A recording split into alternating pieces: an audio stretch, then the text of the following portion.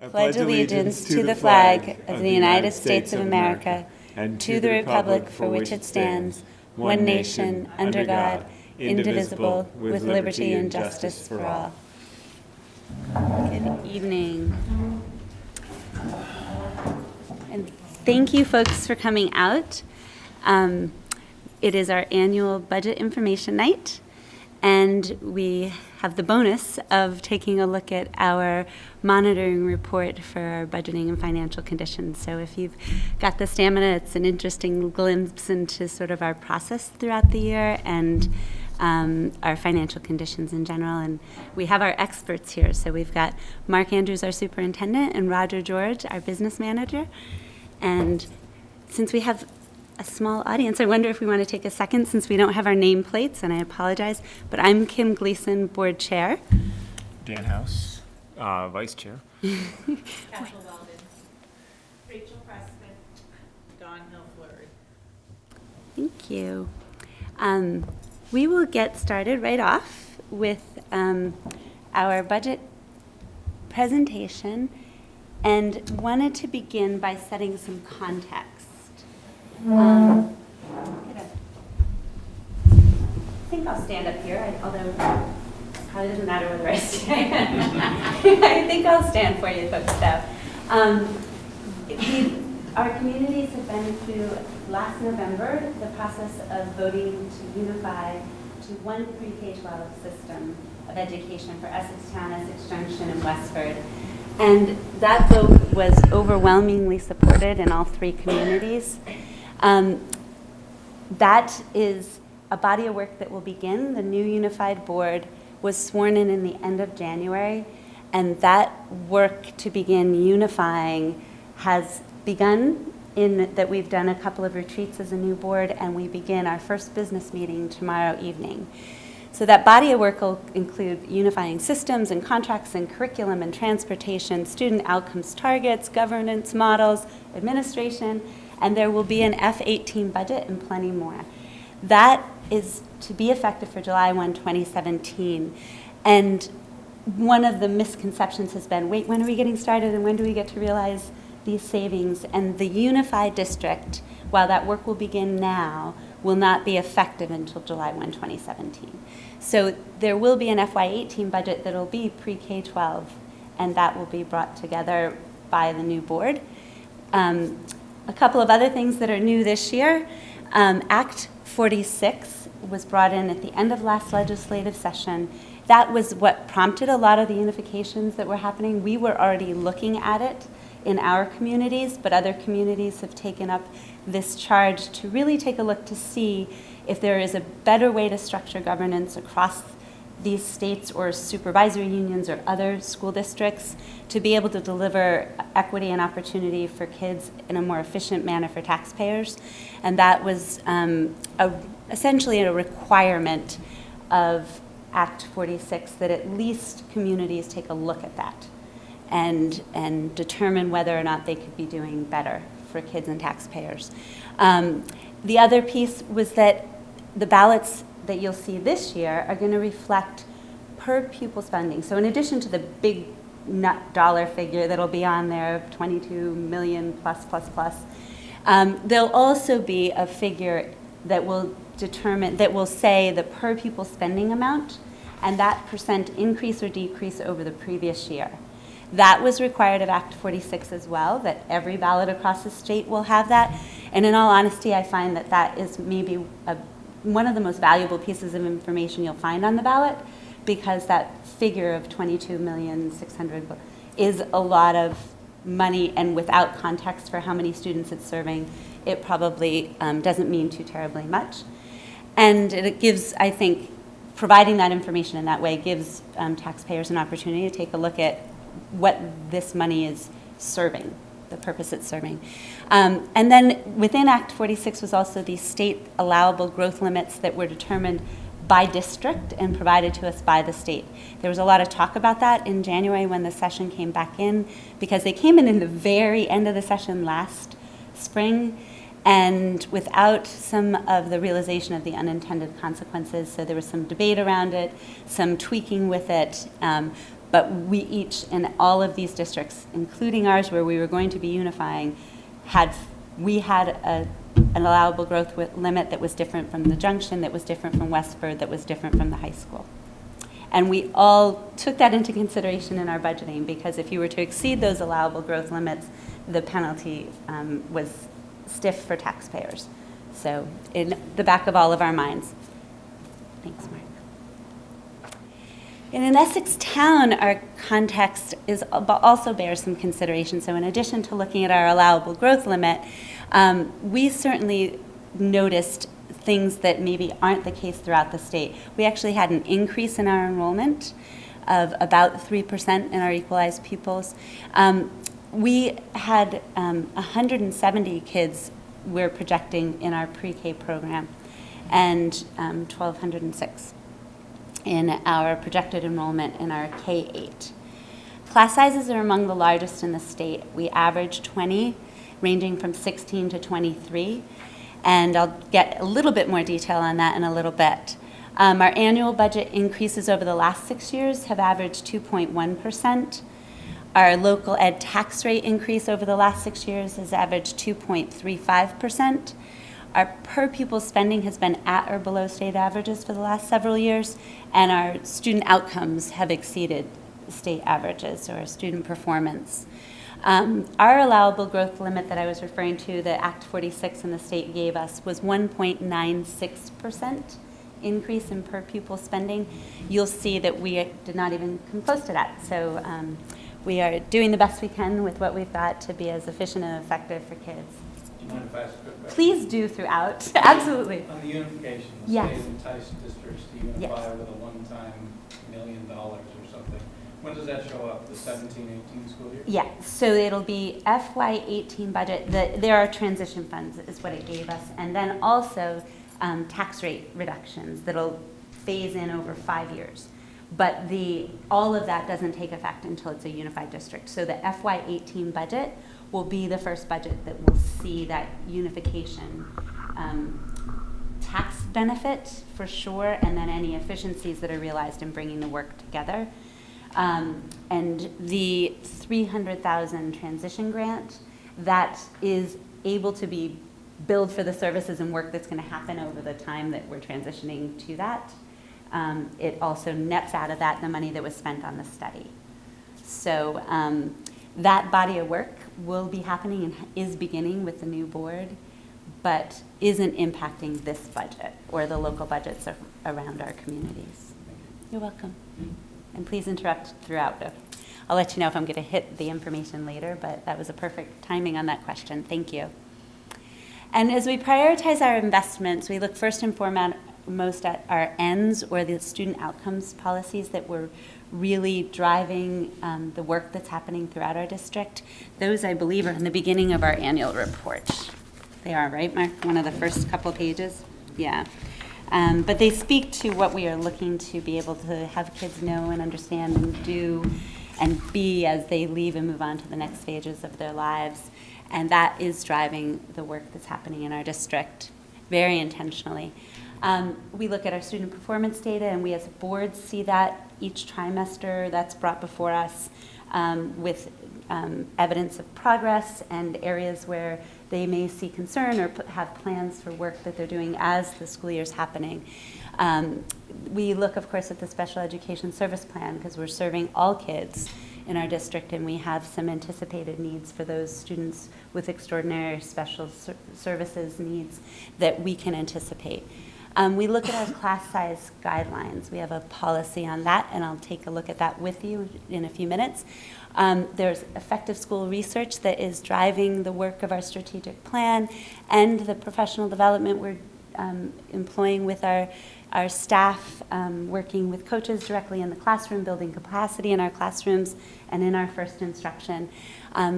PLCs, professional learning communities, so we're supporting that work by working to provide professional development to the leaders, those teacher leaders who are taking on that task for the year. And we have had tremendous success in having our experts on the ground working together as professionals to problem solve all students' needs and opportunities throughout the year. The strategic plan is woven throughout the budget, and the resources needed to achieve what we're targeting on the strategic plan are spoken to in this budget.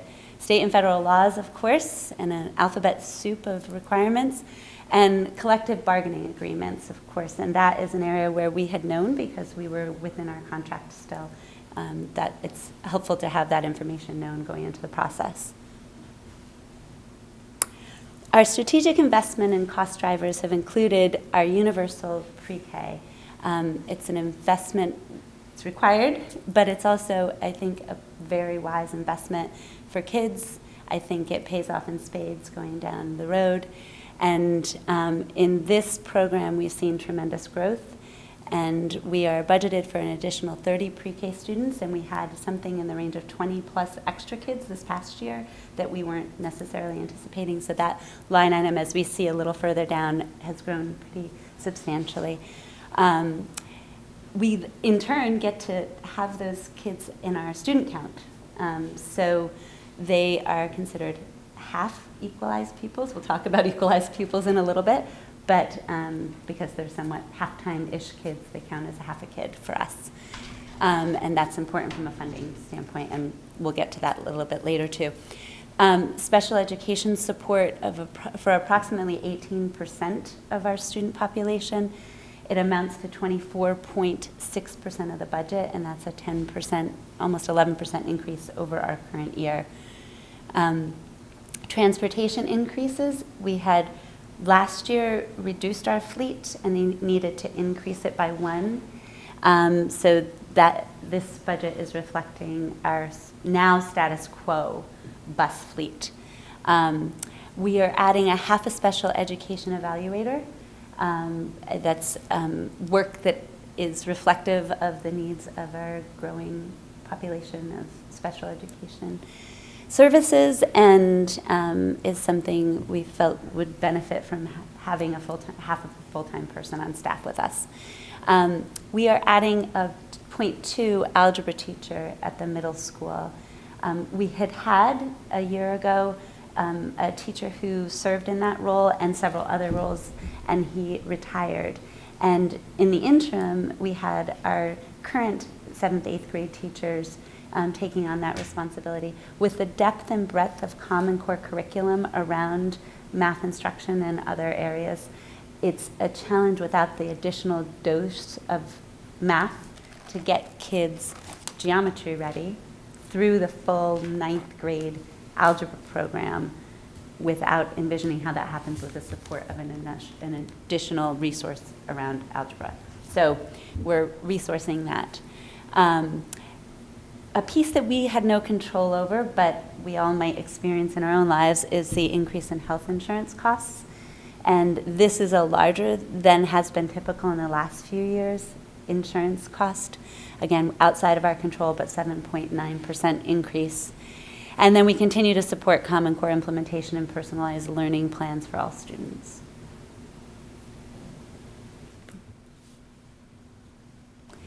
We had some planned reductions. We have some net savings from 4 retirements and reduction in the Director of Business position. And we are always looking at strategically redeploying our resources to best meet the needs as they present themselves with our students and support the efforts of our educators. Thanks, Mark. This puts all of that to numbers for you in a quick glimpse. You can see that that 158 in additional universal pre-K funding is the biggest line category there for us. That captures some changes in the budget year over year. It's to be clear, these are changes from current budget. Changes from current budget, exactly. This year, next year, we will be spending 66,000 less on teachers. That's and right. 1,082 more on. That's right. Okay. So if it's 30 extra kids and 3,000 each. Yeah, so this year, I mentioned that we had about 20 some odd extra kids this year. So this is over previous years budgeted. And previous year, we ended up with, was it, Roger, like 20-something extra kids? This year. This year. So that 158 is reflecting the 23, I think, or maybe more extra kids that we had for 2016 and the additional 30. The way the funding works out, the pre-K is intended to be cost neutral, but you get the effect of those additional pupils in the following year, you're funding in the current year. Am I getting that right, Roger? Yeah. So it's lagging, as often is the case with many of the expenses that are reimbursed through either funding formula or special ed reimbursement. Those things will often lag the actual experience. So in a situation where our experience had many more kids than anticipated, we'll get the credit for those kids next year. Anything else? Okay, thanks. I mentioned our class size guidelines, and this is important for us as a board to try and be clear that despite the fact we know we hover among the largest class sizes in the state, that there's some wisdom that's gone into some standards that have been set, and we are loath to find ourselves on the very edge of the maximum because we often end up with extra kids and then find ourselves in a situation. I will say that's probably not typical across the whole state, but it has been occasionally our experience that we've had a bunch of kids move in over the summer and we've needed to make unanticipated hiring. So we target that optimal. You'll see as we go through each of the buildings that in some cases we are closer to the max. In no cases are we down at the minimum. And we are doing a pretty good job at hitting our optimum on these. The AOE provided standards that they had originally given us some guidance when these were required a number of years ago. They have now clustered their groupings. We haven't clustered ours quite as tightly as they have. So we're continuing to follow our guidelines. Thanks, Mark. In general, our enrollment year over year has been somewhat steady, and I think of most important to note here is our estimate for FY16 was 1163 K through 8, and we ended up with 1204. They don't all come into the same class, so that's helpful, but it is a larger number of kids than had been anticipated. And we are estimating at 1206. We think we're doing a really good job with estimating in that we get some demographic information from the demographer. We can look now at our preschool enrollments because they're coming through us. Not all those preschool students are in our buildings, but they're with partners that are high quality preschools that have been cleared by the state, if you will, with their STARS awards. But we get a better idea for the mere fact that they are sort of registering through us for their reimbursement. So even if they're not within our buildings, in our preschool programs, and we do have some students in ours. So I'm confused, because on this pamphlet it shows like almost 3% increase in kids.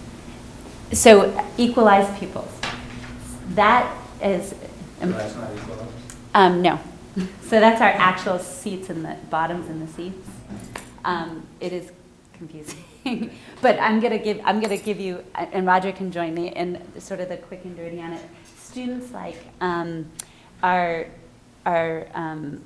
preschoolers are half of a student. They're not in the building. Even though they're not in the building, we count them. We're paying the $3,000 for them to go to a preschool that's pre-certified, and they get that reimbursement. We get to count them as half of a student. Students who have English as a second language have a weighting that's greater than 1. There's a greater expense with that. High school students are greater than 1. So the equalized pupil is a reflection of all those weights. And so it's almost never going to equal that 1206. And I have a slide that will get to our equalized pupil count because I don't have that one rolling off my tongue, but I do actually have a slide for it. Did I do that okay justice? Okay. It's important in that the equalized pupil, the kids in the seats matter because we need to know how we're deploying our resources in our buildings for the kids that are sitting there and what class sizes we've got, and that's a really important number to us in our planning. Funding is determined by equalized pupils, however. So that number is really important as well, and especially so to the state. Definitely tax rate calculation and the state's latest requirement that we compare the spending per equalized pupil from the state education fund for next year versus this year. That's equalized pupils, but again, for much of our purposes, what's important is the number of little people sitting in classrooms, and that's why this actual pupil count is what we more typically look at for non-financial considerations. Thanks, Roger. We did not make up the rules. I'm just pleased that at this point, after all these years, I can explain the rules. So Nobody would make up this up. exactly. I would agree. I would certainly agree. This just gives us a little bit of a deeper dive to take a look at. We've got 8 sections of kindergartners, the same number of sections for each grouping, and approximate averages for each of the grades. Unless you guys have questions, I'll flip through them kind of quickly. We've got 3 different buildings, but I'll be able to show you. We have the opportunity to sort of move teachers around as we need to, but we didn't end up with any reductions in the numbers so much as just a redeployment to reflect where the kids are moving, and that's a good fortune. Thank you.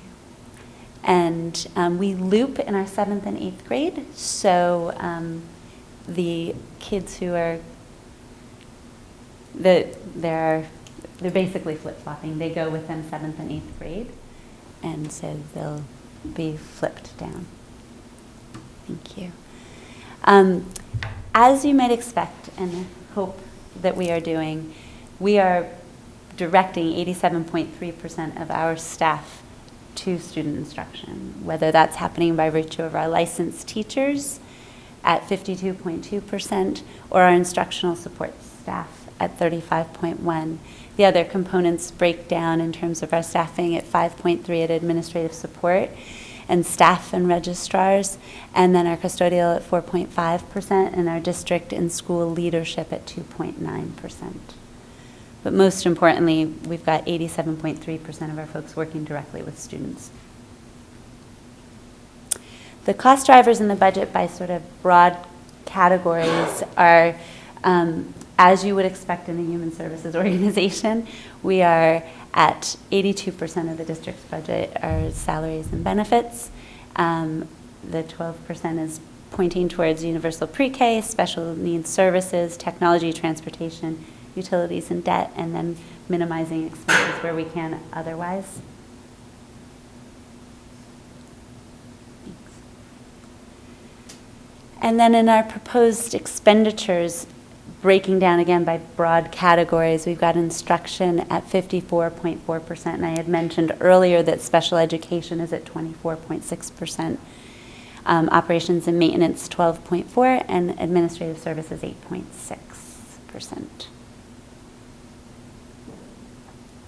Thanks, Mark.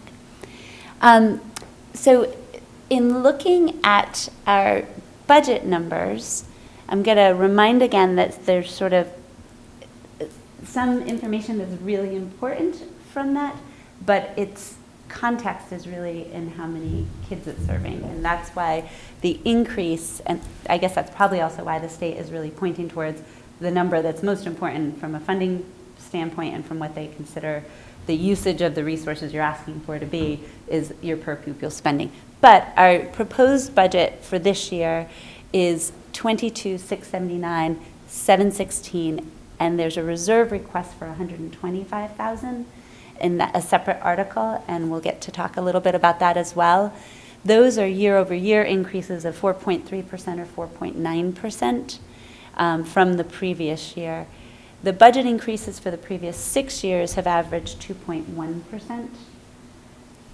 And again, that 4.3 and 4.9 is interesting. It's just, without context, not quite as meaningful as it is when we get to the part that we speak about the per pupil increase, which is held quite low. So we'll get there. Thanks.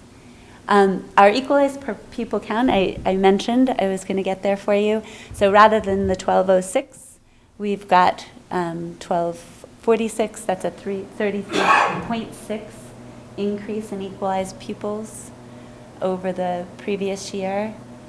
So when we add in our high school kids, equalized pupils, not the bottoms in the seat necessarily, it's 1,871.62 kids, however it is you come up to that.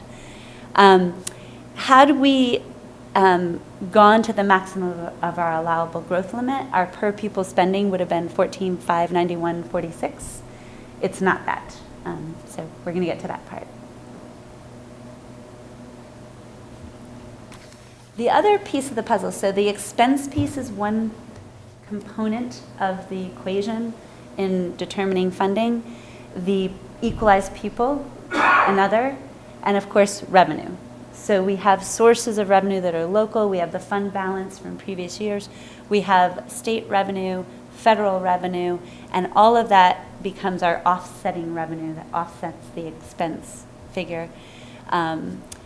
The remaining piece, so that 4.8 million, is subtracted from the total expense, or you're going to add the revenue, and then you're going to come up with the state education fund component of it. Subtract or add, we're adding those two, or we're taking the expense amount, subtracting the offsetting revenue, and arriving at the state education fund component. That becomes a 2.74% increase from the state ed fund. That is without consideration for the per pupil piece of it. So that 1.96 is based on per pupil. And I know I keep saying we're getting there. I think it's on the next slide. We're going to, I'm hoping it is. Oh no, the capital reserve. I'm sorry, apparently it's coming. It is coming, I promise you. This is the article that we've had the good fortune of support from our community for this notion of saving for our larger expenses, those that are not operating expenses that are really, if we were in our own homes and saving for a roof, we do it over the course of a couple of years anyway. And this is that concept. In 2012, we've received the support for $600,000 in capital reserve investment over the last several years. We've spent $474,559 of that, and we have a reserve balance of $126. This was an area, and we can go to the next slide, Mark, if that's okay. This was an area where we did touch base, along with any other big program ideas that we were considering, but we did touch base with our neighbors to get a sense of, as we go into this unification, what are folks planning to do with the reserves?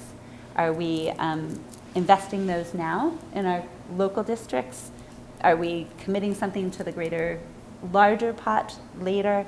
And the determination was that we would spend those reserves in our local districts with the priorities that we saw to be appropriate, with the expectation too that we're not handing over something that's going down day 1, July 2 of 2017. So getting our houses, if you will, in order based on those priorities that we know intimately to be important for our buildings and grounds or our capital improvement plans.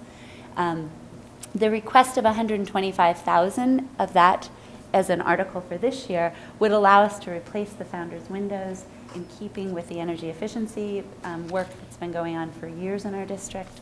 There are several security-related matters that we'd like to be able to take care of. Outdoor speakers and warning lights that work with our security system, additional card readers at entrances, speakers for the PA system that work better with the security system, so, and some ventilation issues. Those are the things that are on our list. These others are things that would be great to have happen, and we're not expecting that the new board will have to take them up on July 2nd. But it is our opportunity to invest our current balances and another year of support from our community to really put ourselves in line with what we've prioritized for the last several years and have our buildings and grounds in a place where we feel they will be a great part of a larger whole. And I know that our neighboring districts are looking to do the same with their existing balances and their capital reserve requests. All right, here we go, the moment we've all been waiting for. The summary information, and I'm going to invite you to help me out here. The funding model, if you will, I don't want to say model, I'm sure that's not the right word, but it used to be that it was calculated based on a homestead tax rate. And now it's calculated, and Roger's going to help correct me or fix me if I get this wrong. There's a dollar yield equivalent. And when we did all of this work, the state had given us that dollar figure as what they expected we should be doing our budget building and tax impact on. And it wasn't just us, that was what they provided to the whole state. That was 9870, and that was changed and voted on last Friday. So the next slide is going to speak to the middle. I'm going to say let's not even worry about the middle, and I'll talk to you about that in a minute. The top is the summary that points to those big figures I was speaking of, 22,679, 716, and with the 125 at 22,804, 716. The bottom right-hand corner is the piece that I think is so impactful in what we're doing with those resources and how we are using those resources to serve our students. What we were able to do in strategically deploying resources and investing in the things that we think can produce best outcomes for kids based on evidence is to reduce our per pupil spending. And that was even with a 7.9% increase in health insurance and with the contractual obligations in increases. So our per pupil spending went down by 0.02%. With even with the capital reserve, it's up 0.68%. And I can tell you in a minute, please ask any questions. The next slide's going to give us a better idea of what that means for like cash in your pocket. Okay, I just had a question. So the kids that are pre-K, why we're paying $3,000 for them, but we're counting them as $7,000, right? Because we're counting them as half a student, and an average student is 14,000. So is that what brings that down? Or it helps bring it down, right? Because we're only paying $3,000 for them, but we're counting them as $7,000. Roger, is that? I'm not following the 7,000? Well, if we get to count them as half a kid and Each kid is 14,000. Those numbers, 14,310 and 14,411, that takes the total amount of money we need from the state education fund. Remember Kim mentioned the entire budget minus the offsetting revenue equaled what we needed from the state education fund. So if you divide that, however many $1 million that was, by our equalized pupils, that is the amount per equalized pupil. So that's yes. for one equalized pupil. Yes. So basically, we get yes. to count them as half of a Because we count them as half a student, and we're paying $3,000 for them, but we're counting them as $7,000, a little over $7,000. Reimbursing $3,000. Right. Yep, okay, yes. So that helps bring down the per pupil cost by Correct. quite a By bit because being we able to have count so them. many Right. That's right. this year. And I Yeah. believe, this is a minor point, I believe there's an error here. Shouldn't this one be negative and that one be positive? Because we dropped, we had a decrease of 0.8%. We had an increase of 0.07. Just, am I reading that correctly? That's what Kim said she's going to concentrate Yeah, on. the next The next slide, Okay. it's possible that I think that, I think the it might be wrong. the negative, anyway, the but negative it's side. based on totally wrong information. The middle it was right information last week. It's wrong information this week because the legislature just voted.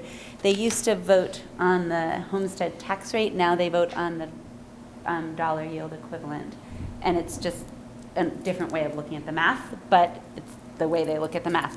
So that 9870, we can go to the next slide, I think. I'm hoping I put it right in the next spot. Okay, so the 9870 that was being used for the dollar yield equivalent was actually just approved to be 9701. And what that's reflecting is the budgets as they've been, many of them have been voted on at town meeting day across the state because it's a statewide funding formula. And those who haven't been voted on yet, we've provided the information about what the budget is that we're presenting. So that what they're doing is reflecting the spending on education across the state. That's as of town meeting in March. So that they had always waited to vote on the homestead tax rate till late in the legislative session. So now they're not doing that. They vote on this instead. So it's just a different way to look at the math, frankly. And I felt like, you know, from our standpoint, being the first year going through it, and because there was a lot of debate around the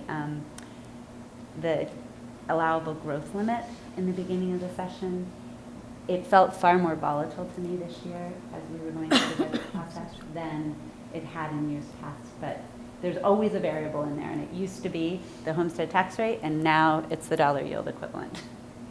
So even that being said, here is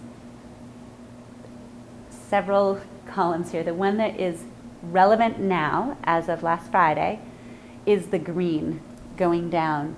The one to the left of each of those is the number we had been working on for all of our publications. So we and everybody else in the state were using the 9870. Its impact is not huge, but it's a change, and I wanted to make sure people were aware since we were aware. Our tax rate is up 0.96%, and blended with the high school rate, it's down 0.07%. That's the rate that you're going to see in your tax bill, is the blended rate. What that would mean without the reserve, and then I'll hit the reserve column, but let me go down without the reserve column. You would see a decline of per 100,000 of $1.10 in your tax bill. So if you had a $300,000 house, $3.30 decline in your tax bill. Not dramatic, but maybe the right direction. And adding the reserve to it, it's an increase of $13.30 in the blended per $100,000 charge. So you'd be coming in around $40 increase for a property of $300,000. The blended tax increases over the last 6 years have averaged 2.3%.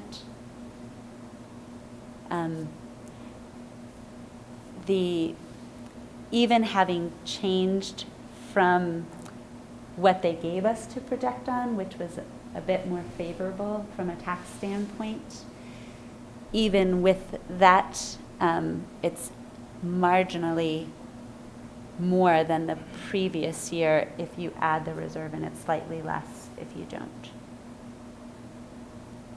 you have any questions on that? Because this is about as clear as mud, and I feel so badly for having to describe the funding formula. It's so hard to understand this, like salaries go up, I don't know, 4.5% or 5%. 3%, but yeah. It was only 3. It was 3.25% this year? Was it 3.25%, Roger? Yes. Yeah, 3.25%. And health insurance goes up 8%, special ed goes up 11%, and all this, and yet, how does that all fit in with this? And it just seems like there must be so much hocus pocus, which part of that is the 50 pre-K that are cheaper, and so they make it look cheaper, and it's just, it can't really be. Well, and I think part of it too, and maybe Roger, I mean, the numbers are in fact what they are, and they'll bear out on your tax bill. The pieces, and Roger can help me, or Mark, or any of us, because we do live and breathe it for a while through our budget season beginning last November. But things don't always happen in real time. So things like the reimbursements for special ed lag, the expenses for special ed we are going to serve every student that comes through our door, and we're going to do it in the best way we can, and we're going to do it as prudently as we can as well, but every student has a right to the opportunity to learn, and that will happen whether or not it's budget cycle. So, I mean, there are pieces of it that are responsive to what's currently happening, and pieces of it that are reflective of stuff being reimbursed from a year ago. And we anticipate our special ed needs through that plan, but that is only realized as we get through the year. And I'm trying to think, Roger, where else we could sort of point to places that don't happen as linearly as it would seem would make perfect sense. That's pretty much it.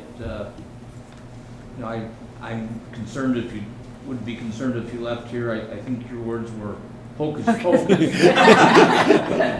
So what it looked like. Well, it is hard to figure it out. We had that slide earlier that outlined some of the cost drivers, the major things in the budget, and how they're changing as did salaries.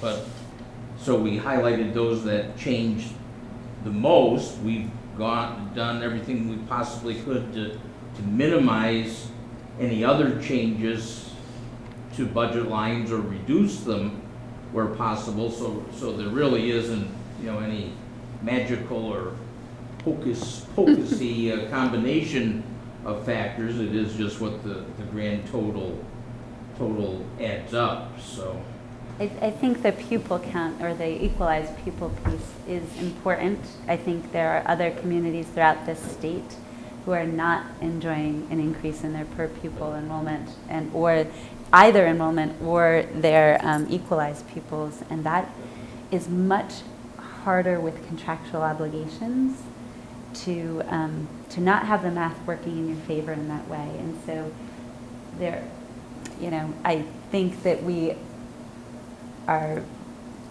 fortunate for that circumstance, that it seems we still have families moving into our community for the education that they can receive. I think we have a higher than average, I think, across the state, special education enrollment as well. And we're doing a great job with kids and families, I think, from that standpoint. So I think another point that, in the 6 years that I've been on the board, Mark and I actually started it practically the exact same time. It's been phenomenal to see the ways in which Mark and the leadership have come in and said, we've been doing it this way for a long time, and that's kind of expensive. We could get a better result doing it this way and drop some costs. And they do that each year, and I'm always amazed when they come back the next year and say, we found more ways to do this better and save money, whether it's bringing a lot of the services for a lot of our special ed in-house instead of sending it out. That saved a lot of money. They've done some really amazing things to bring the cost down, so that, yes, there have been increases, but not as much as even inflation. And so I like to, I'm hesitant to even say it, but I like to say they've worked their magic, because we're kind of looking at the hocus pocus as being a negative.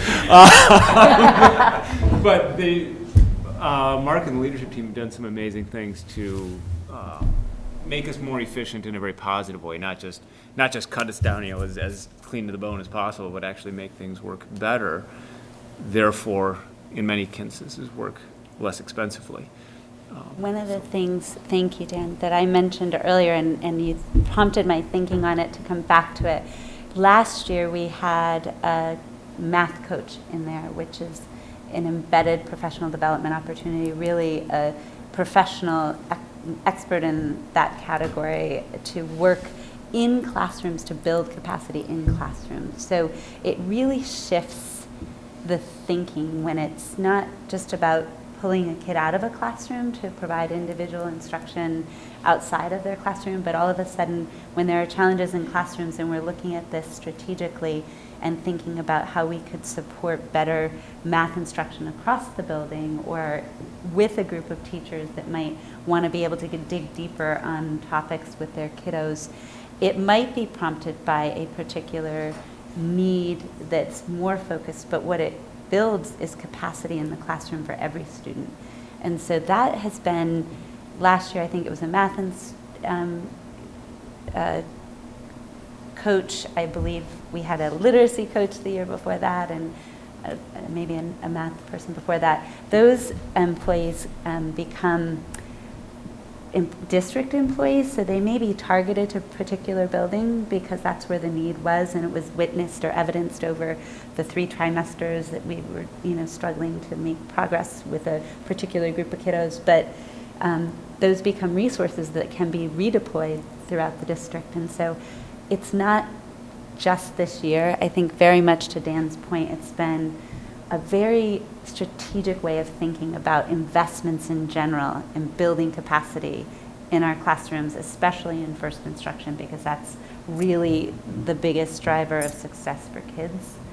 And that's been the model that I think our leadership team has really been employing for years now, and it lets us perhaps get a little more bang for the buck on what we're doing for every kid. And anything else you guys want to lend to that? I know it's not hocus pocus, but I do believe the funding formula is so complicated that I could see where no matter what you'd wonder. It's not quite like the national political scene this year. Nothing could be like that. How interesting it is, but as Roger said to me earlier this afternoon, I mean, it's been an interesting and challenging year because of the changes happening in the legislature. And I think Kim has tried to make for the audience, which is you and many others, this information accessible. It's hard, it's dense stuff. And when the rules are changing as recently as last week, what we put to print in ink is changed. They're sitting here, doesn't look like what we got in the mail. Well, it's a little bit different. So that's the challenge of trying to keep up with the legislature. And they're doing their best to, make a purse out of the sow's ear type of things. They're struggling with the deficit as well. So they need to look at their income streams and revenue streams and how they support schools. So that $17 billion is really, that's our taxes that's going into paying for school districts. But I think we've done a great job trying to explain it. It's dense. Yeah, just when we think we get a handle on the funding formula, they flip-flop it from homestead tax rate to dollar yield equivalent. It took, better part of the fall to put my head around that. So again, sort of the high-level picture is a decrease in per pupil spending at -0.2, a decrease in the blended tax rate, and if we are fortunate to again have the support of our community on the capital reserve article, it would be a 0.68% increase, and then a blended tax increase with a reserve of 0.86%.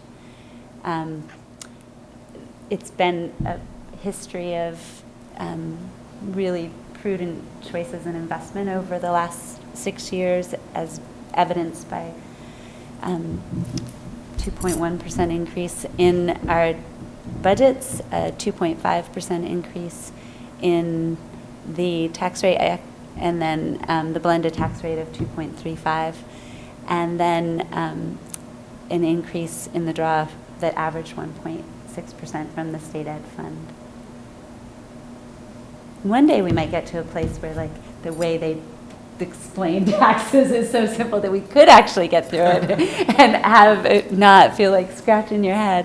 But I think one number on here that I think is worth illustrating, we mentioned the 1.96. How much could we have increased? We could have increased 1.96, and that corresponds to this one right here.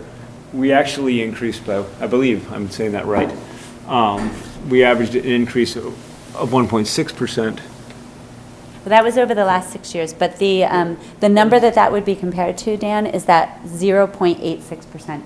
So we had leeway to go to 1.96. Okay, I'm sorry, you're right. Am I getting that right, Roger? Okay, yeah. The So 1.96 is for state education fund. It's not for, it doesn't compare to the 0.86. Oh. Okay. We're both confused. We're well below. Yes. 1.96. Whichever number was supposed to compare to the 1.96 But those to, we're below those it. are for the previous 6 years. We are well below it, and it was, I think, on one of the other dense slides. I'm sorry. You're right. I'm What the 1.96% compares to on that slide, our per pupil spending could have gone up 1.96%. but instead, we had a per pupil spending decrease Ah, gotcha. of 0.2%. That is the comparison. Oh, I'm sorry, so with the reserve though, it's 0.68%. I apologize, Roger. So I was just, Oh, okay. I was Yeah, all like right, all right. inverting what I was looking at. So it does compare. So what we could have spent was 1.96%. Yeah, What yes, we I'm did spend with the reserve is 0.68%.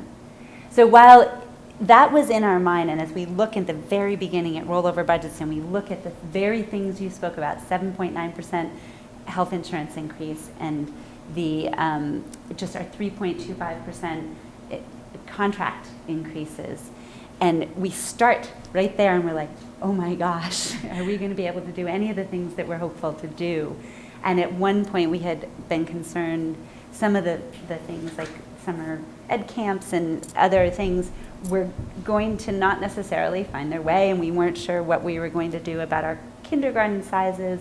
Were we going to have to be pushing the limit on those? And as we work through the budget process, and thankfully they work through the budget process and bring back to us those larger categories to see what we're going to do, and we get to challenge really the process just to understand how is this going to serve kids. It's really the question we ask throughout the budget process.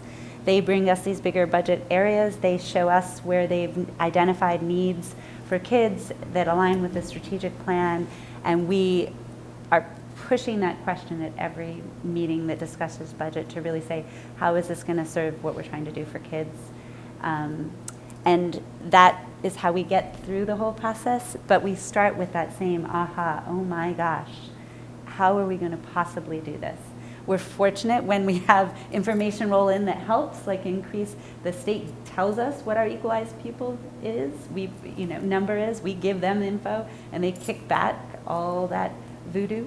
And and so that provides us a little more leeway, but at no point did it have us saying, aha, we could have spent 1.96. Shoot, we left some money on the table, because that's not the way we do this work. It really is about what do we need to work best for kids and support our educators in doing that work. And I thank our administrative team for doing that. I thank our board for bearing through all these months of us really probing those questions throughout the process.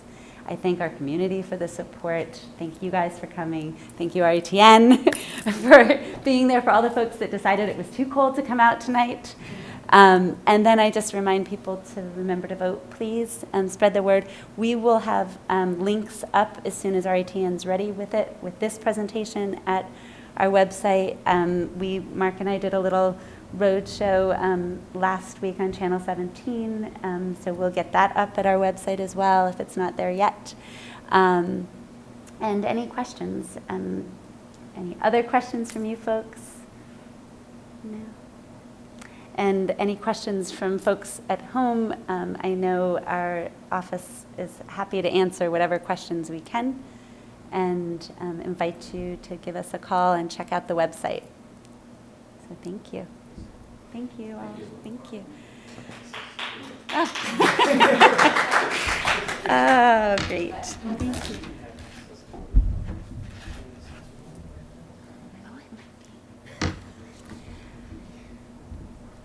All right, Tan, we're going to hang on for a little bit, and we've got a monitoring report, which will be interesting, I think, for folks. So thank you for staying with us. We invite you folks to join us if you'd like. We are monitoring our policy on financial planning and budgeting. So it's a glimpse into our process, but don't feel any obligation to. It's you can pick it up on RETN later. Just when you thought that this ed funding formula was fun, look at this.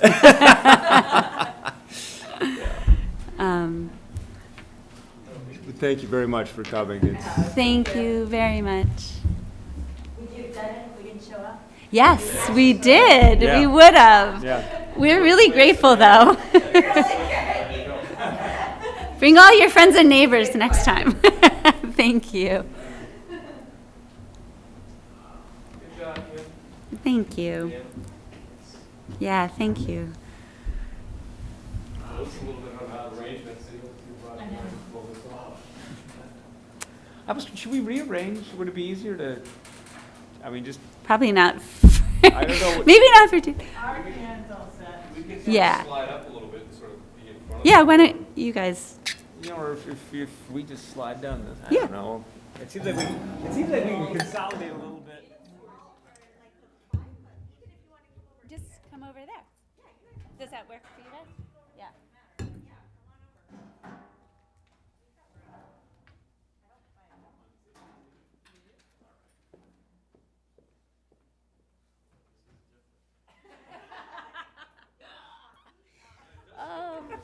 We're nothing if not flexible. You're in the principal's office.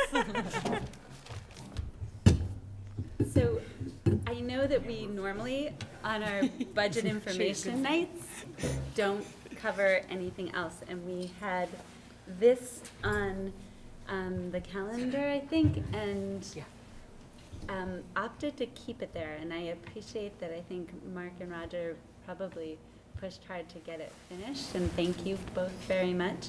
It seemed appropriate that maybe to monitor the policy that governs the work at the same time that we're sharing the budget would be timely. So thank you guys for hanging on a little bit longer, and we don't have another meeting till later in April anyway, so thank you guys, and I'm gonna let you take it away. Sure. Sorry for the late, we sent this out, I think, at 1:30 this afternoon. We placed copiers across the district today, so really, we didn't have access to a copier. I'm serious. Was that strategically planned? Yeah. No, I did make a copy of, because earlier today we have the revenue table, if you're interested. I've got hard copies of that, if you're interested in peeking at that tonight. But I want to acknowledge Roger for working hard. No, he didn't work, 8-10 hours over the weekend, but he did put a lot of hours in, because I think it was a good request, Kim, to bring 2.4 in tonight, but it did put a little bit of pressure on us to get that out in a timely way, so sorry for it going out late. I'll interrupt just once, Mark, just to say that we could even table it for the end of the month if we feel like we need more time with the material, and appreciate you sharing and presenting what you have, but I want the board to know if we feel as though we needed more time with it before being able to accept it, then if you guys are okay with that, we can do that, and that way you can feel comfortable sharing its content, and you guys can feel comfortable when we're ready. So if I understand, we could share sort of the highlights, then we could, if the board was not ready to approve tonight, we could bring it back in April. Yeah, just gonna break this presentation. If that was something that you were If it's necessary, I know you're feeling apologetic for the timeline, and that way we can, ideally, we're good to go, but if not. Have you folks had an opportunity this afternoon to peruse the report? I would be lying if I said, oh yeah, I know just what's in here. I was. Okay, meeting over. Haven't even been home. I looked over it, but it was a look over. Okay. Well, I think what we should do, Roger, is just highlight some of the things of interest that we've been struggling with, I think, in terms of FY16, and Roger's aptly highlighted some of that in the report. And I guess, Kim, I would suggest that we'll highlight that tonight, and we'll bring back for maybe a more discussion around approval or not. I think if that works for you guys, Sure. So just the context, really the purpose of this monitoring report, and is maybe what we're going to focus on for the next few minutes, is making sure that the superintendent doesn't deviate from what we had planned for in the budget, and not allow for financial plan of any fiscal year or the remaining part of the fiscal year to deviate material from our ends policies or risk financial jeopardy or fail to be derived from a multi-year plan. And under the first section, you'll see Roger has highlighted a number of things that are happening right now in FY16 that are reason to be concerned. And so it is appropriate to bring it forward to the board. Just let you know that this is something we've been aware of for a couple of months anyway. And we've put some strategies in place to help sort of stop the bleeding, if you will, in terms of what we're experiencing around overexpending what we had budgeted. So I'm going to turn it over to Roger and give you a sense of some of those big things that have been happening over the last couple of months, and how we're trying to control that going forward to the end of this fiscal year. Tonight's report is presented in our usual colorful fashion of highlighting the new information, so you'll easily be able to see that. The first piece of evidence, where typically the superintendent talks about changes in staffing that were necessary that might have had an impact on the current year budget. At the end of that first section, we've outlined the changes that occurred in staffing for this year, and you know, the effect that, in terms of some dollars, that's had on the budget. In the fourth item under evidence, we talk a little in a little bit more detail about fund balance. You know, initially I had planned to indicate that our projected fund balance at the end of this school year would be modest as it was this past school year. The deeper story on that is that for the first time in a long time, we might end up the school year with a slight deficit. We've had unusually high or additional expenses in the special education area. Some of our revenue streams are not fully predictable at this point, and so forth. So if you look at when you receive your March budget results at your meeting at the end of April, you'll see that currently our general fund budget is shown as being overexpended, and then that amount will be offset by some additional revenue that we're also projecting this month. Those trends, as Mark indicated, have been showing on reports the last couple months, but the situation is of a little bit greater concern at this point.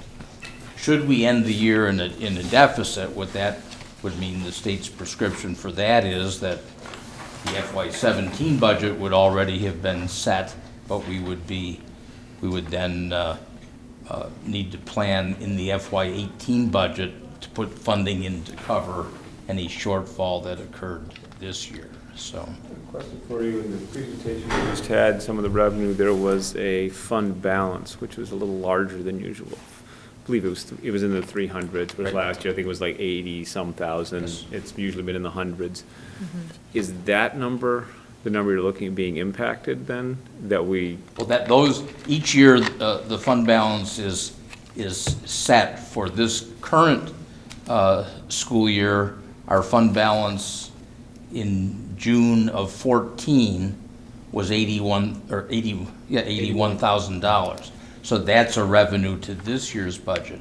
June 15 last year, our fund balance, the combination of any savings from the budget and excess revenue, was about $307,000. So again, we're doing just as the state prescribes and putting that full amount in next year's FY17 budget as a revenue.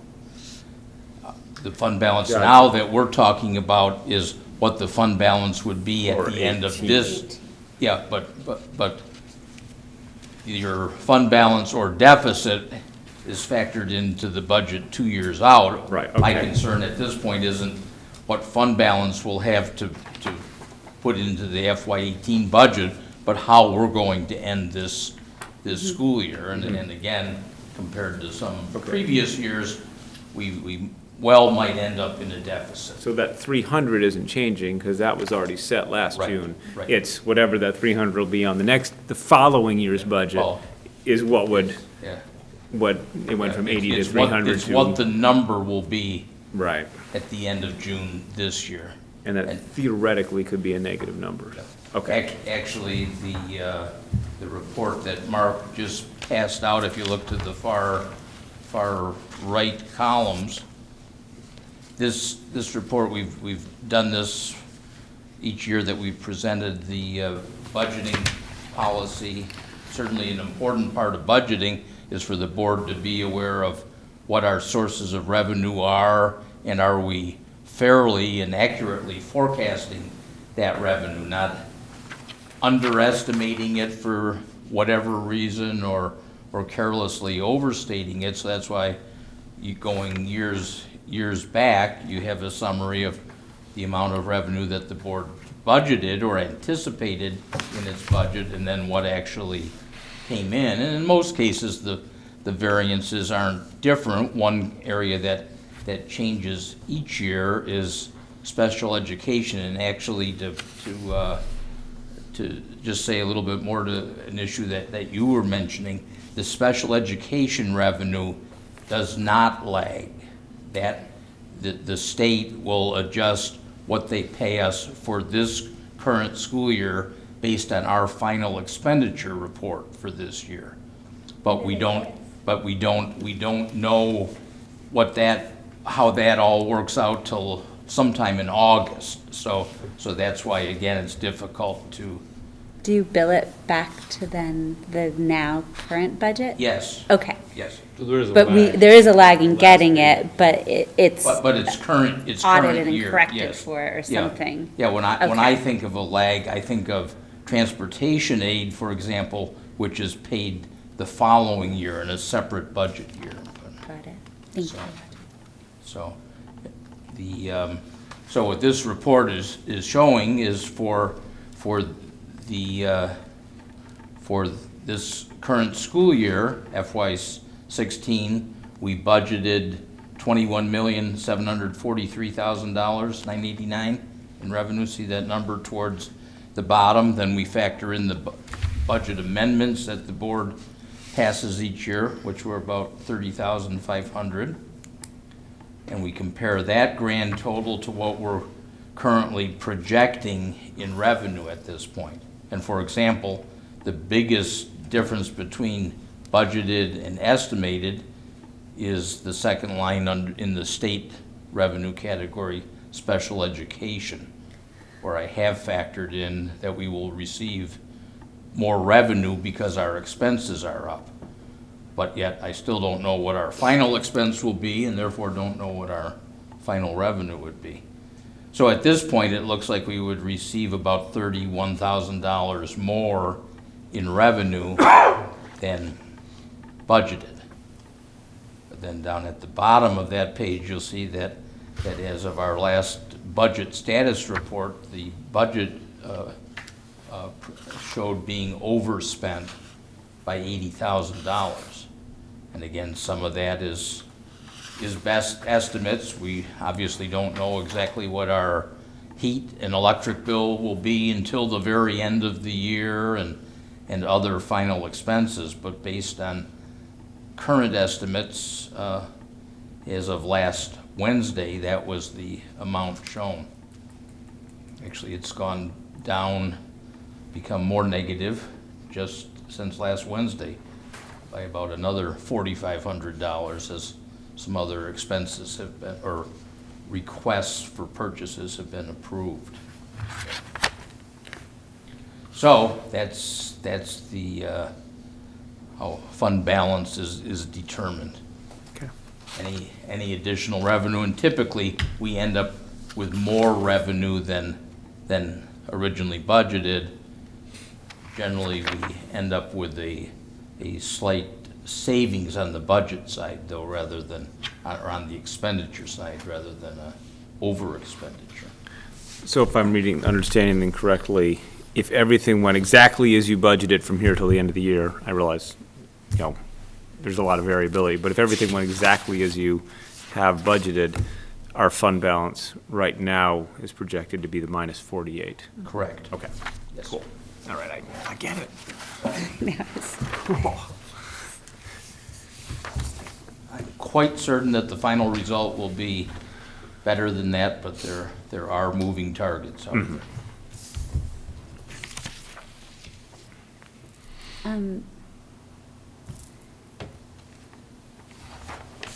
there. Is the driver special ed, were there unanticipated students or just unanticipated needs with current students? do we have a sense of the driver on the disparity?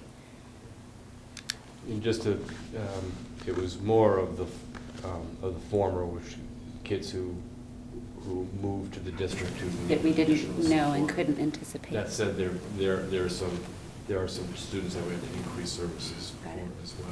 Okay.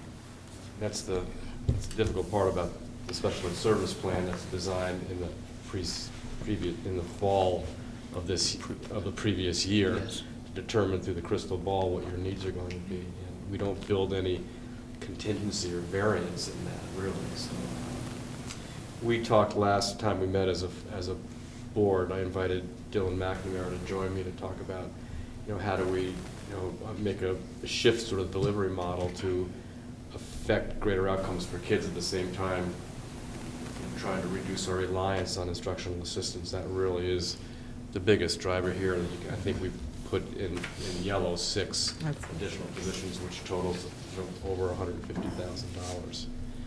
So I think there's real merit to that model. We haven't figured it out yet, but that's what we are shooting for next year. I did make an effort and speak directly to Secretary Holcomb last Thursday in a meeting I had that she attended to let her know what we were doing, because it isn't typical with the model that we're thinking about. It's not a novel idea, but schools are not structured in the way that we're hoping to structure FMS and EMS next year, by assigning special educators to grades and teams, so that they're not all around the building, so they can focus more on first instruction, and at the same time design the team so that when kids do migrate in, we have the capacity within the team, so it'll be more of a co-teaching model, to be able to absorb those kids. Right now, because we're not structured that way, kids with exceptional needs comes in, and we're challenged by how do we find the service, because the special educators busy. We don't have the model of collaboration to work with a special educator with a classroom teacher, so we hire an IA, and that's a predominant model in Vermont, one which we're trying to bend the curve on a little bit here for next year. But in the meantime, kids come in with IEPs written that way, and we've got to step up and meet that need. So when you talk about next year, so in terms of, I know that we've already set what the funding is for next year, does that incorporate some of these additional expenses so that we're not then playing off, okay, down this much this year? Well, does that mean we're down that much next year also? This year's additional expenses that were known at the time the service plan was submitted in the middle of October, last October, but this school year, those expenses have been built into the FY17 budget.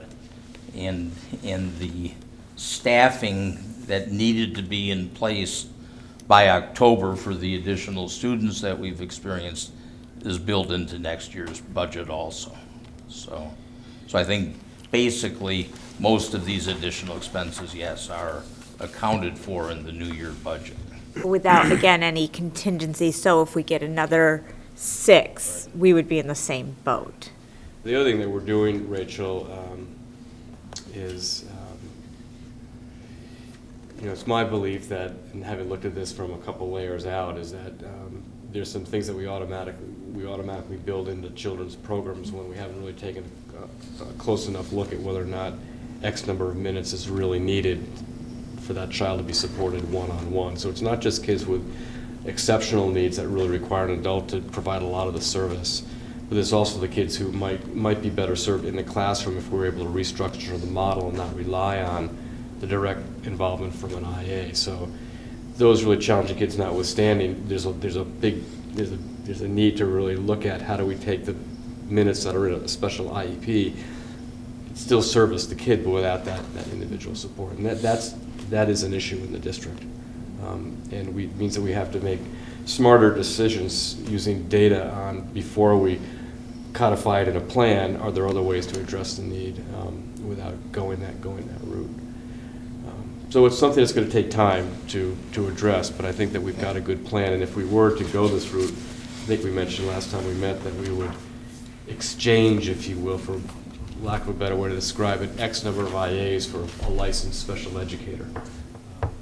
So we may, minimally, we would experience cost neutrality because we'd be cashing in 4 IAs. It seems crude to say it that way. And that would equal, if you will, a licensed person who could be able to do the instruction with these kids. That doesn't help this year's problem, No. but that's the plan. Do you have, did that, Go ahead. no, go ahead. There's no chance of that federal preschool revenue increasing because of our increased preschool numbers, is there? I don't know. Not that I'm aware of, no. Most of our federal dollars are directed or linked with students in grades K and higher. The state has one small grant for early essential education, but no. This says Idea B preschool revenue. Yeah, that Idea B preschool grant is $4,068. Right. And it's remaining, that's been the exact number the past couple years and the number in the coming year. And actually, we use that to offset expenses for physical and occupational therapy for those children. Okay. So it's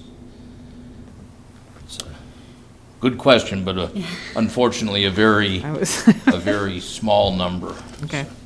I know Rachel was mentioning, of Thank course, you. the extent to which we build in a contingency, and of course, in a perfect world, if we didn't also have to be accountable in terms of per pupil spending from the state education fund and the percent increase or growth in our budget and so forth, then there would be good rationale and some prudence in building in a contingency. But you've heard me say this in the past, and I continue to say that our budget plan is a conservative plan, what we truly believe we need at this point in time. We know that there might be changes if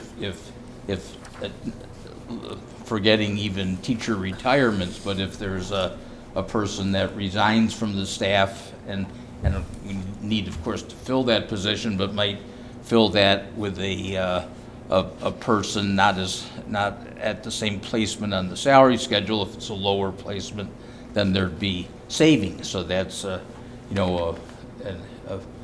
possible area where we would have a positive fund balance at the end of the year. But then if some other estimated expense, if more people sign up for health insurance, or it's a particularly cold winter and our utility costs are high or something, so there's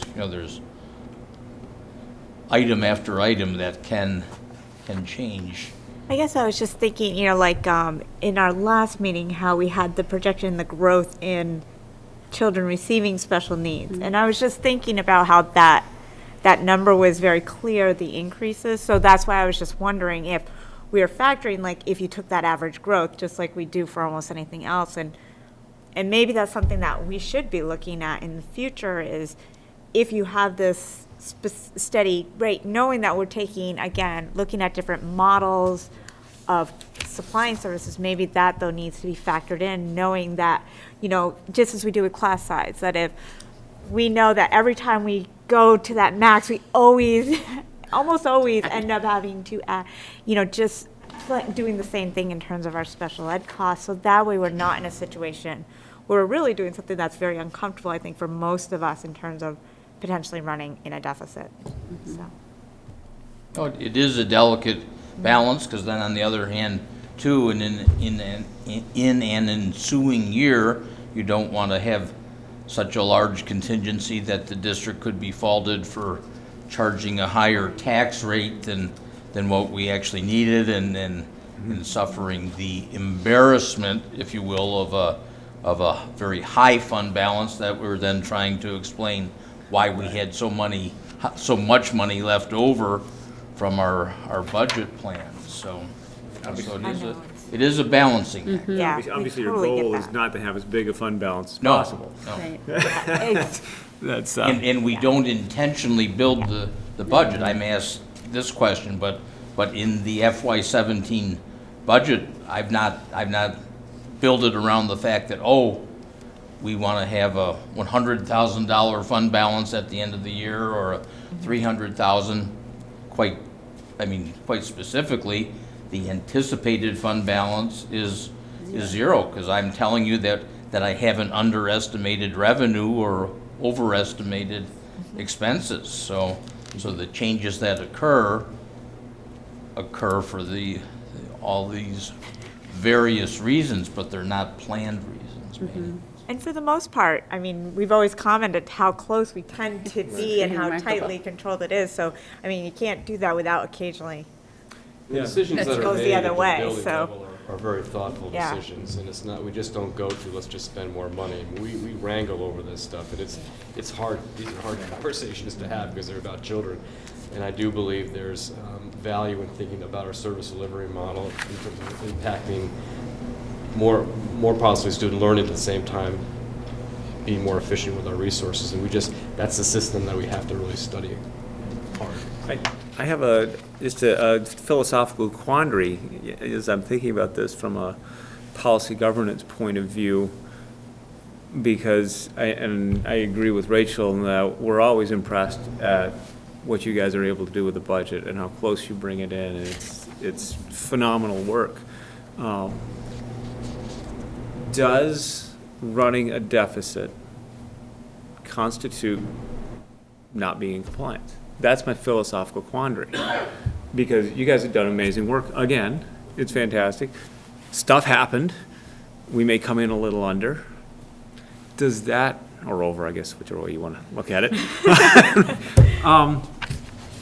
Does that constitute not being quite in compliance? And I don't want to put this big market and say, oh, Mark's out of compliance in his last year. And, and I'm thinking, not that I usually go to basketball analogies, but what the heck, it's Final Four night. If you're a really, really, really good basketball team, you still lost one.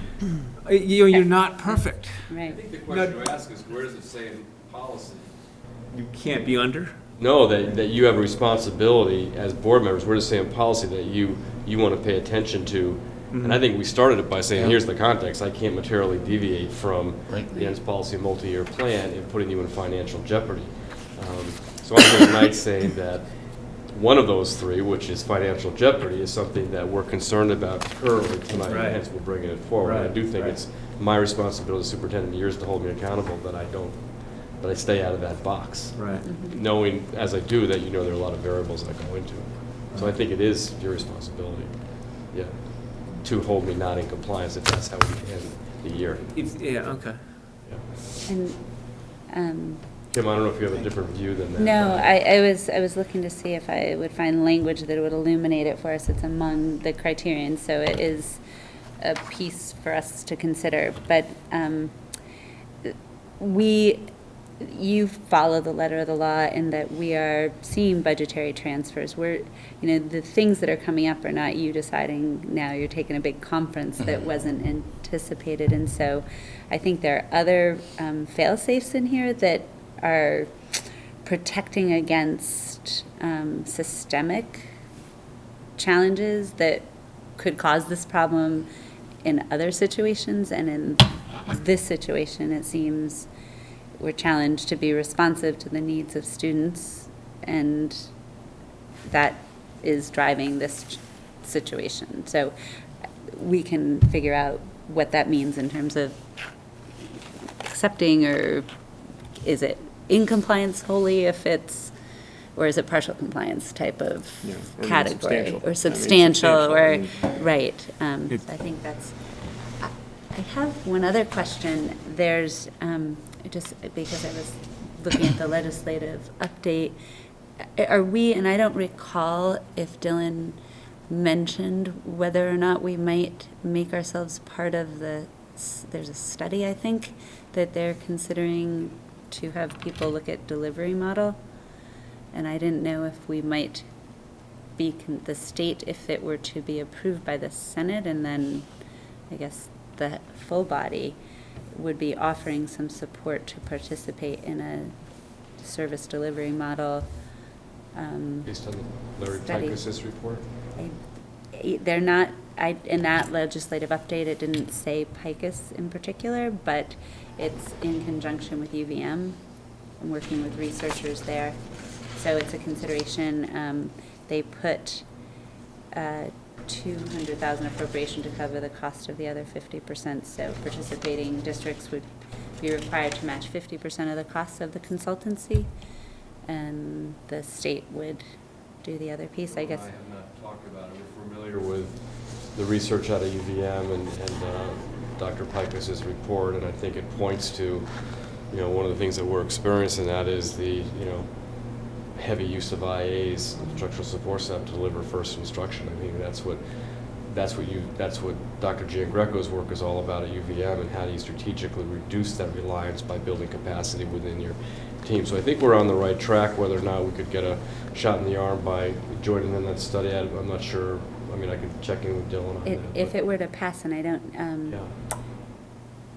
they'd be reporting out to the committee December 2017. So I don't know if it meets our need for maybe a more urgent approach to it, or if it is something that could begin in this coming year. But it looks as though if it were to pass, they're looking to make funds available for up to 10 SUs, SDs, supervisory unions. I don't know that where we land in the continuum of how high was spent. I don't think we're considered in the top high spending district category.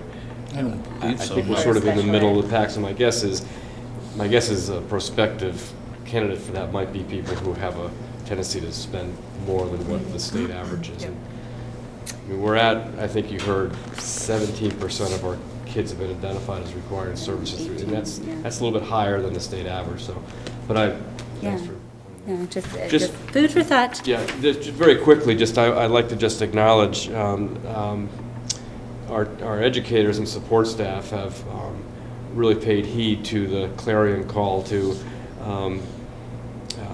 think twice before requesting, professional development in particular. I mean, that is a resource we offer through the collective bargaining process to be able to, if approved, use dollars for workshops and attend or enroll in classes. And this is a time where people are signing up for classes, and so we've had to say no, and that really isn't very easy to do. And both the support staff and teachers associations have been just wonderful to work with this year. It seems to be an annual conversation that we have. It's February, let's put on the brakes, because we typically bump up to because it's a big program we're trying to run. At the same time, limit access to those resources is something that takes conversation. And can you defer that until next fiscal year has really been the conversation they've really done. I think have really been understanding this year in particular about our dilemma.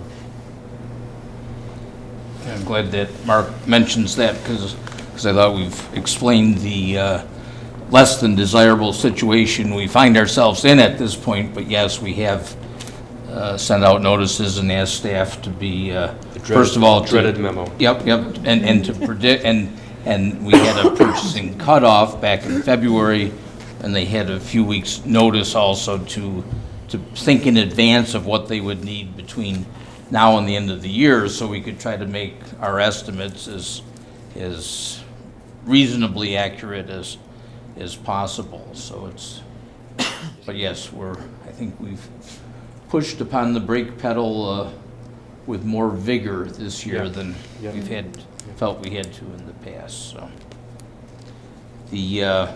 So now that we've got your attention with all that yellow highlighting on the first page or two, if you look to page 3, for example, there's not one dribble of yellow paint. Oh, mine has FY17. Oh, well, It changed the date. that doesn't really count. It's a dribble. It's a dribble.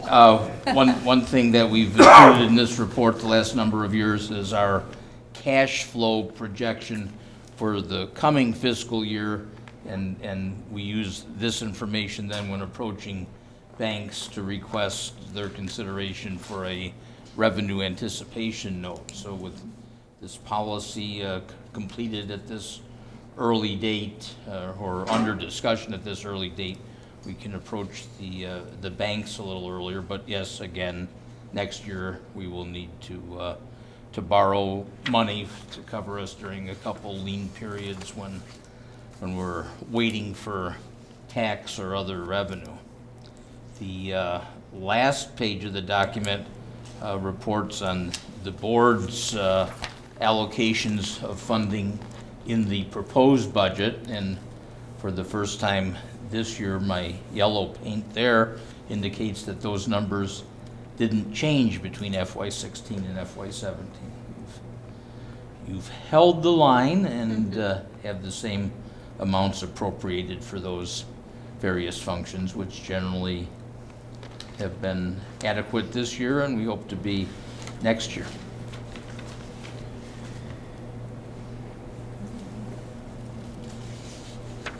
Do we have any other questions for Roger and Mark?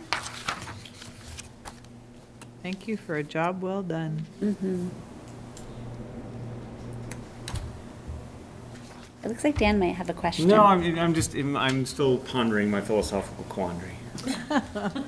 I'm thinking about it too. I'm just trying to think about where we want to go from here, and is there anything else that we feel we would need to be able to accept the monitoring report between now and April, or do we have everything that we need despite the fact it's not the great news we were hoping for? Is there anything else that we need from these guys, even if it's just more time, if there's not something we can put our finger on?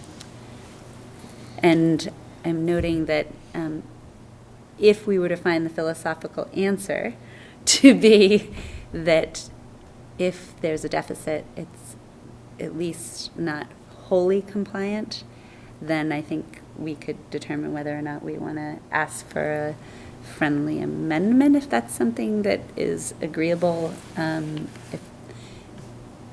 if that ends up being the only place we're stuck. So I'm going to invite us to sort of weigh in on this if we could.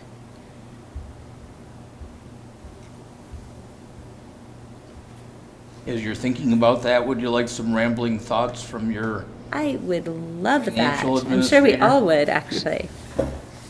No, when Dan asked his question, I immediately went back and reread the paragraph that the superintendent read to us, but I guess I would personally suggest for your consideration, and it doesn't directly affect me because you'd be the one out of compliance, not me. You guys want to stop rambling? Go So ahead. does Roger, we're going to find out right now, does no. Roger have your No, back? but listen to these rambles. I think, With you. I would musings. suggest that maybe there's shades of compliance. I think a superintendent who took specific actions to risk financial jeopardy, as opposed to a superintendent who said, yes, let's staff our program to meet the needs of youngsters. There's to me a very qualitative difference there. We are very upfront with multi-year numbers and planning, so the situation we're in is not due to a lack of that multi-year information. The budgeting process hasn't deviated from the board's ends priorities or so forth. So I think your question and your dilemma is very interesting, but I respectfully would suggest that there's various considerations and shading. Well, we typically have, what do we have? Compliance, substantial compliance, partial compliance, out of compliance. I don't think any of us are thinking out of compliance. I don't even think any of us are thinking partial compliance. And I don't want this to feel like, I think what you did, which incurred extra expense, was the right thing to do. So I wouldn't want to project the idea that, oh, you shouldn't have done what was right for students because now look what's happened. Right. You did what was right for students. Okay, now we got to deal with it. And so I guess part of my question maybe to you, Roger, is define financial jeopardy. Is being $40,000 over budget or, a carryover of a slight negative, is that financial jeopardy? Or is that within the standard deviation of where you would hope to land. And I would say, I'm working this philosophy as I go here, but my thought would be, if that's kind of, okay, that's within the standard deviation, you expect to land on 0 when you're going to be someplace in that Right. range. If this is within that range, and not really, you're not thinking, oh, God, we're in financial jeopardy, then maybe we are in compliance. Or do we define it as anything negative is, well, shoot, you're only in substantial compliance? And I don't know, I mean, you. No, you make a good point. I think it's certainly within reasonable standard deviation. What's different for us tonight is because we've not been in that deviation. Actually, starting in January or February each year, I start a fund balance projection chart that I update weekly with what the expense budget's bottom line is and See what what the I have to live with? and what the revenue projection is. So like last year at this point, or actually a bit later in the year, the estimate for the expenditure budget was a negative number. Although then, when I was able to get a better handle on the special education revenue, I had the board approve a budget amendment, so we increased that revenue and it changed the bottom line then on the expenditure budget. Basically, I've already taken all that into account this year, and the situation is more dire, but it's not unheard of that at least the expense the past couple years has seemed over, and it's often for this very same reason. So I just this year don't believe that there's sufficient other revenue to cover that overage. I think by bringing the information to the board as it's presented, places it in compliance. I could certainly vote with that argument. I could go with that. Yeah. What do you think, Rachel? Yeah, I guess I always think of it in terms of like if it was any other, my bank account or something, it doesn't feel comfortable. Right. So I'm just on that, and I agree with Dan that it is for all the right reasons, and I wouldn't have wanted it done any other way. But it just does make me awful a little. It's an uncomfortable feeling. I'm going to ask a mechanical question, and it's going to be thinly veiling the other hat as a unified board member. The statement that it'll be budgeted for in a new unified budget to cover that deficit. Are there any other mechanisms by which that gets paid through funds of this district? Or is it just simply in the same way we would have gone into a budgeting cycle with an fund balance from the previous year? This, as a unified district, we're going in with 40,000 under, others may be going in with 40,000 up, and there'll be a unified fund overage Correct. under. There's There's that's no my other understanding. mechanism There's that, no other in mechanism closing that- the books, there's something else that's not evident. And actually, I'd also make the point too, we're discussing our projected fund balance. Do not have information on the 3 other sets of books and what the projected balances are in their accounts, so that Right. they could be having similar concerns. That's not helping me feel any better about this, just in case you're wondering. No, I was just trying to think through the solution as it's presented and if there was something else. But we would be dealing with it if we were creating our own FY18 budget next year. And in that vein, what would we do differently in a future year and maybe similar to Rachel's question, was being that this is our first time experiencing a deficit in my tenure on the board, what would this do in terms of informing future budgeting if we were budgeting a single board and budget moving forward? Is there a different, does it project a different growth pattern that,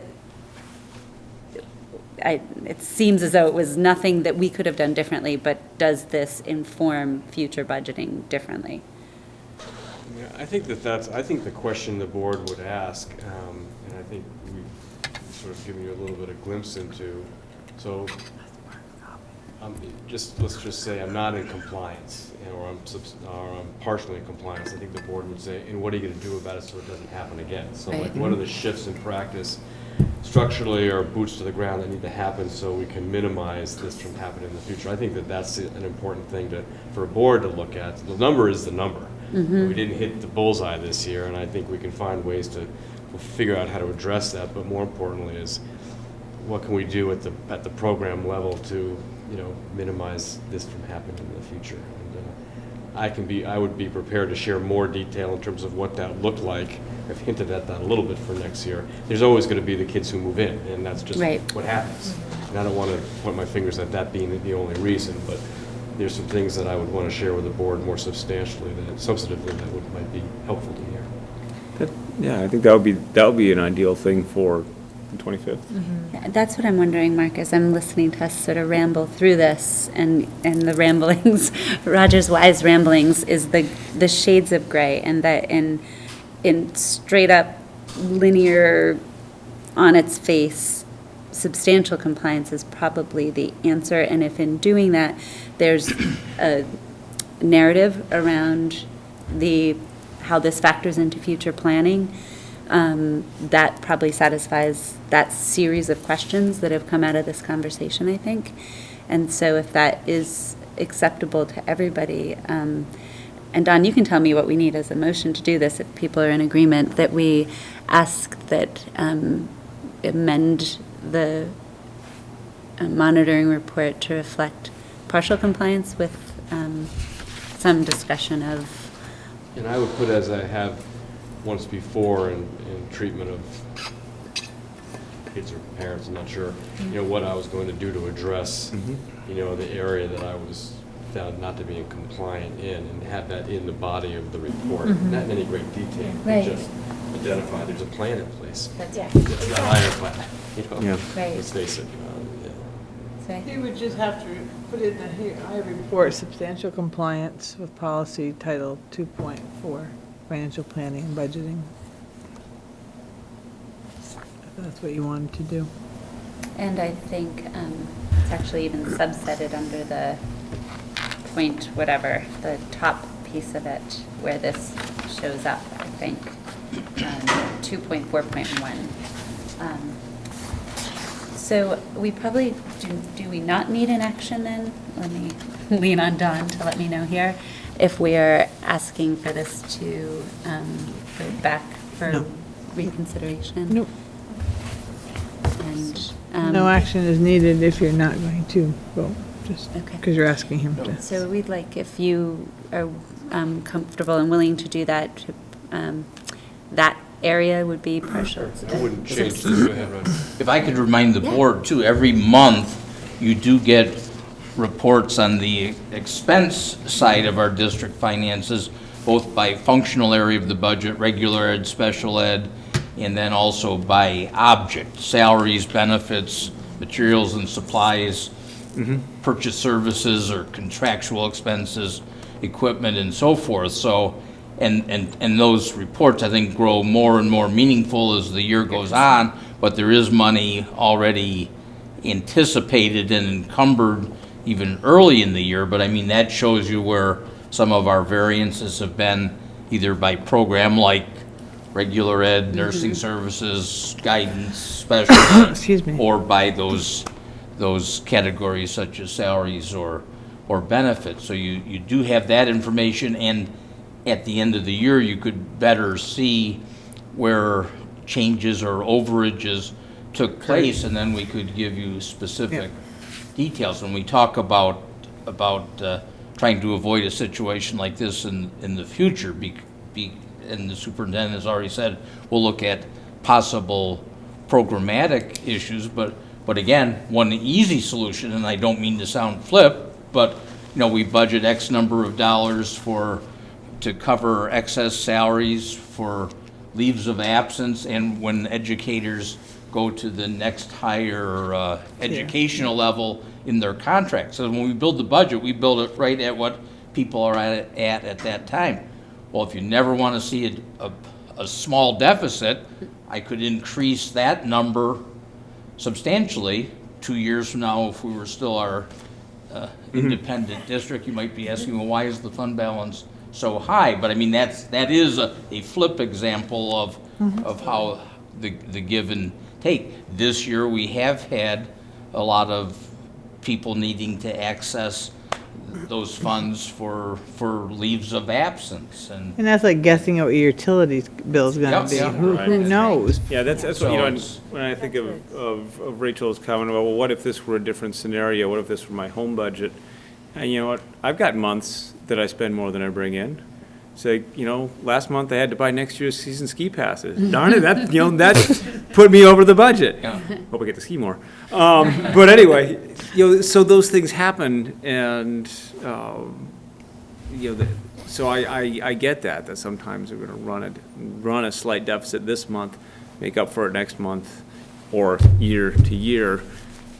You cut it pretty darn close. And I would rather, I'm just thinking about it again, I would rather you come in a little negative every now and then than come in at $1 million. I mean, why do we have all this extra money? Why do we bilk the taxpayers for an extra $1 million? Yep. Why were we so far off? So. And this district can pride itself, too, some of this came out at the state level in budget discussions and districts' use of reserves, but this district has followed the state's prescription that whatever our fund balance is at the end of a year, and we don't go on for months with incomplete audits, our records are such that the auditors can come in on a timely basis. We already know what our fund balance is going to be. They confirm the number unless they found a couple things that they wanted changed, and that money is fully budgeted the next year out. And again, I compliment this board and this district because I understand that isn't a universal practice throughout the state. So now we're maybe going to end a small amount in the red. It's not something that we would wish, but it's not Financial jeopardy.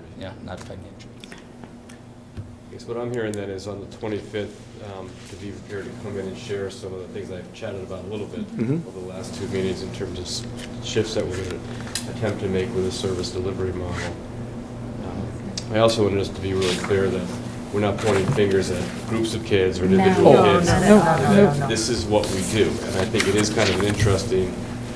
I can't deviate from the ENDS policies, and yet I've got to stay within these bounds. And I mean, it is kind of an interesting question, Dan, that you ask, and I do think thanks you for your support, because I do think it's doing what's right for children, and we do our best to make that come in in a way that doesn't overexpend the budget. But this was one of those years. But there are other things that have happened this year outside of special ed that also contributed to the overall problem. Right. Extended leave of people. I mean, there's our voicemail system. I think I sent you a 2.8 on that one. Just broke. We had to get that fixed. I mean, these things happen. Yeah. Absolutely. And I think Unexpected. to the point of the gentleman who was here and saying, how is it that all those other things went up and you guys were able to reduce per pupil spending? And I think that it is reflective of a very intentional effort over the last 6 years of really strategically thinking how we're investing for kids to build capacity across our system. And so I don't think that your conversations that Dylan shared with us last time around or this one right now deviates from that in any way. It's very much supports that, and yet we will do it every single time a kid's coming through the door and in need of our district to be responsive and provide the best possible opportunities for every kid. So thank you for taking it back to provide us a little more. Thank you for putting it in the shades of gray category. I would say we probably all feel as though it's in the substantial compliance category, because that's an unfortunate situation that was met with the right response, but the less than desirable outcome, so. Well, thanks for staying at the policy level. Those are good questions. I think that's what's so cool about this framework, is it allows you to sort of have a good conversation without going personal. Yeah. It's about the Yeah. policy, and you will be accountable to it. Yeah. I think we are. Oh, it's our other favorite fan. Thank you for coming. Oh, we are, I'm just taking a look ahead at the data wall presentations that are coming up for the 25th, and that is all that I am seeing on our calendar for the 25th. And we'll bring this back. So if we are all set, we will do the meeting evaluation. I guess it's a little different meeting because we had our budget presentation, if you don't mind sending that out to us. And maybe we'll just link out to the two reports and our meeting highlights. So I have one question. Yes, Because definitely. I am trying to occasionally take some notes here. Oh, So that's on right, our Kimberly agenda- wasn't yeah, here. Kim's not here, so I am trying. Though Sorry, they I won't be didn't- as complete as Kim's. I It's apologize. okay, because it'll be recorded and it's our budget information meeting. But on the agenda had action required, so I just didn't for the policy. okay, So I make didn't the- know if we yep, needed to then yep. make a motion. I make the Thank you. motion that we table any action on policy title 2.4 until April 25th. I'll second that. All those in favor? Aye. Aye. Passes 5-0. Thank you. Thank you, both of my parliamentarians. And we'll put up a link to the presentation when it's available. And we will see one another again on April 25th. I make the motion, we go into executive session. Oh, I apologize. Thank you. I didn't have my agenda up. Do I have a second? I'll second. Okay. Go for it. You got that one. 4 minutes. All right, thank you.